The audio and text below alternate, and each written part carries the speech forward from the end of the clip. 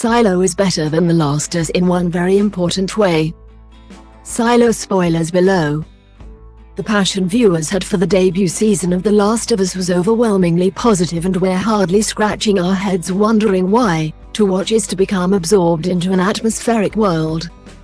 The characters and their story arcs were beautifully written and inclusive of meaningful queer romances through the pairings of both Riley, Storm Reid, and Ellie, Bella Ramsey, and Bill, Nick Offerman, and Frank, Murray Bartlett. The show was filled with heart, yet it never lost sight of the fact that it was a post-apocalyptic thriller. This might be a hard realization to accept given that we had some stunning performances from the likes of Storm Reid, Lamar Johnson and Kevin Woodard, but it's true. A few well-placed black characters don't make up for the fact that the overwhelming remaining population of the world happened to be white. At best it's an oversight, at worst it's lazy. That isn't to say that non-white characters weren't awarded meaningful screen time. There were Joel's biracial daughter Sarah, Nico Parker, Marlene, Merle Dandridge, and Tommy's wife Maria, Rutina Wesley. Although as we type out this list of black characters, a few things become glaringly obvious. 1. The fact that we can type out a list of the black characters highlights the disproportion. It would be a struggle to do so in reverse.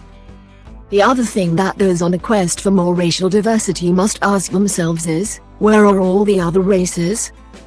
In its effort to seem more diverse, the entertainment industry seems to have fallen into the hole of picking and choosing which underrepresented group gets their allotted screen time before shoving them front and center. Sadly, because we are so used to a predominantly white cast, we perceive this as inclusivity when in fact it is merely the illusion of racial diversity. The key to which is that word, diversity. Not only does the story contain black characters with emerging storylines that appear. One scene that perfectly illustrates this is the moment in which Mayor Johns, Geraldine James, goes to meet the people.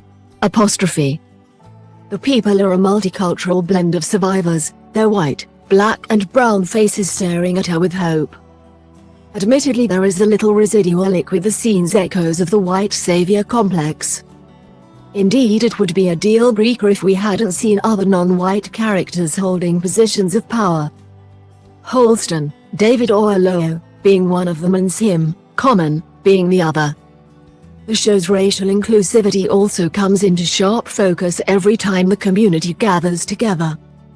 Especially when they gawk at the latest cleaner, Akka the Exiled, as they trot out into the poisoned outside world and begin clearing grime off the camera sensors, giving those on the inside a view of what remains outside.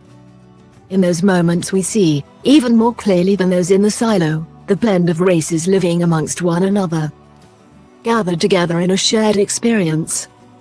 The Last of Us had the perfect opportunity to do something similar when Joel, Pedro Pascal, and Ellie entered Tommy, Gabriel Luna, and Maria's commune. There were a few ethnic faces dotted throughout the community, but those people disappeared behind the throng of white characters. They aren't the only ones guilty of insufficient racial inclusion. House of the Dragon followed a similar brief. We dare to ask that blackness, through the characters of Holston, Sims and Rashida Jones's Allison, not be held up as the poster boy race. And that we hear the stories of other underrepresented races front and center too. Because even in the silo there's room for all of us. You might also like Animal Crossing New Horizons is finally announced on Nintendo Switch. How to watch Amazon Prime on your TV, smartphone and tablet, and enjoy Good Omens online. Nintendo to release 2 new Switch consoles this year.